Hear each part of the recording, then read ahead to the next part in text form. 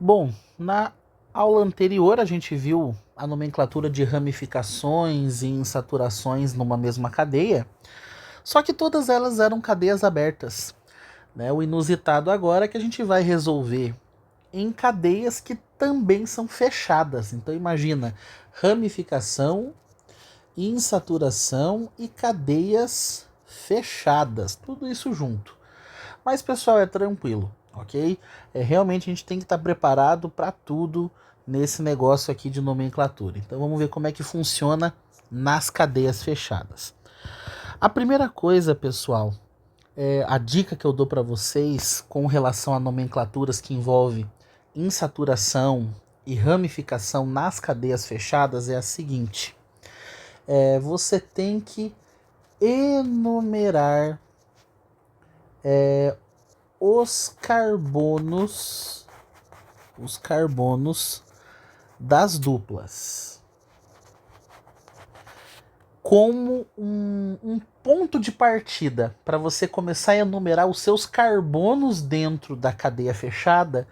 Comece enumerando os carbonos da dupla, beleza? Todos eles, não um, não outro, os dois, ou quantos tiverem, dependendo de quantidade de duplas que tiver. Vamos começar então por esse composto aqui, ó. Perceba que nós temos uma dupla, onde nós temos esses dois carbonos. E nessa sequência aparece aqui uma ramificação metil. O que acontece? Eu tenho que enumerar os carbonos que estão na dupla e a insaturação da menor enumeração possível. E como que eu faço isso? Ó, eu tenho que enumerar todos os carbonos que estão na dupla, na insaturação. Então, ó, carbono 1, carbono 2, carbonos que estão na dupla, e obviamente carbono 3, que é o carbono que tem a ramificação metil. Pronto. Enumerei os carbonos da dupla, da insaturação, e o carbono da ramificação com a menor enumeração possível. Se eu fizesse desse jeito, 1, 2, 3, estava errado. Por quê, professor? Porque lembra, insaturação prevalece sobre ramificação na hora de enumerar. Outra forma que estaria errado, eu enumerar assim: 1, 2, 3, 4, 5. A ramificação vai lá para as cucunhas de valor, né, de numeração. Fica muito alto. Então também está errado. Outra coisa que eu vejo muito aluno fazendo: 1, 2. Conta, esquece de contar esse carbono que também faz parte da dupla. Daí fica 1, 2. Não dá certo, ok? Então a enumeração correta, os dois carbonos da insaturação e a ramificação com a menor enumeração possível.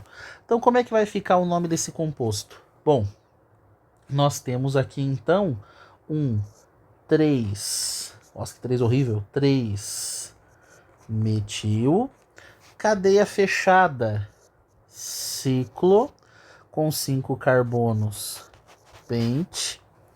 E aí eu vou indicar. No caso aqui, a nossa é ligação 1, perfeitamente.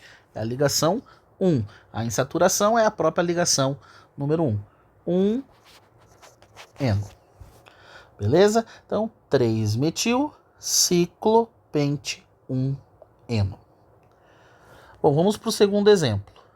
Perceba que nesse segundo exemplo, agora nós temos duas insaturações e eu preciso enumerá-las da menor maneira possível e, se possível, enumerar também as ramificações da menor enumeração possível. Eu vou começar por essa daqui, ó. Nós temos esses 4 carbonos que possuem dupla ligação, né? Então aqui, ó, vou chamar isso aqui de 1, 2, 3, 4. Perceba que essa é a menor enumeração possível que eu posso ter para esses 4 carbonos. Essa linha 1, 2, 3, 4. E na sequência virá as minhas ramificações, obviamente. Então esse carbono aqui, ó, que tem uma ramificação metil, ele ficará com a posição 5. E esse outro que também tem uma ramificação metil também ficará na posição de número 6. Pronto, consegui enumerar os carbonos das insaturações da menor maneira possível e as ramificações também ficaram na menor enumeração possível. Como é que eu vou chamar, como é que eu vou enumerar as insaturações? Bom, vou chamar essa daqui de insaturação 1, já que eu enumerei 1 e 2, os carbonos dela. Ligação 2, ligação 3. Então aqui, ó, essa é a menor numeração das ligações. Pessoal, pelo amor de Deus, não vão me enumerar isso aqui desse jeito. A ligação 1, ligação 2, ligação 3. Pessoal, muito cuidado. Se eu comecei chamando esses carbonos de 1 e 2, é porque essa é a ligação 1. E aqui, se eu numerei 3 e 4, é porque é a ligação 3, ok? Então vamos lá. Bom, tenho duas ramificações. 5, 6 de metil. Cadeia fechada. Ciclo X com 6 carbonos. E nós temos duas ramificações. 1, 3 de eno.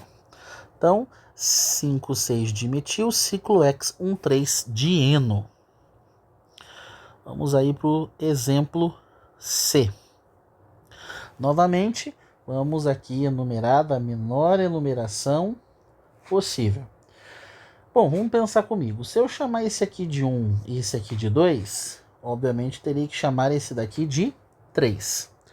E essa é uma ramificação com 2 carbonos, é uma ramificação etil.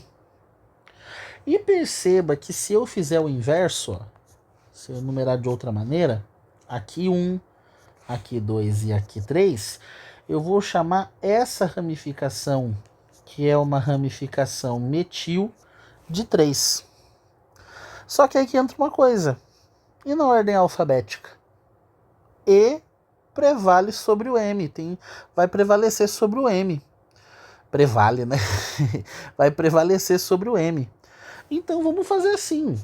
Já que o etil ganha na ordem alfabética, vamos permanecer assim, ó. 1, 2, 3 etil. E o metil vai ficar com a enumeração 4. Ok? Então vamos lá. Essa aqui é a nossa ligação 1, já que eu estabeleci que esses são os carbonos 1 e 2 das insaturações. Então nós temos 3 etil, 4 metil, cadeia fechada, né? Então ciclobut.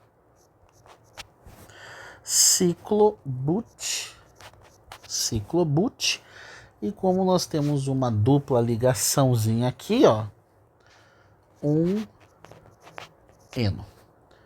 Beleza? Então, 3 etil, 4 metil, ciclobut 1 eno. Tá aí o nome do nosso composto. Vamos aí para o nosso último composto. Vamos enumerar de maneira com que fique menor possível. Então vamos lá. Vou chamar esse aqui então de 1, 2, 3, 4. Perceba que essa é a maneira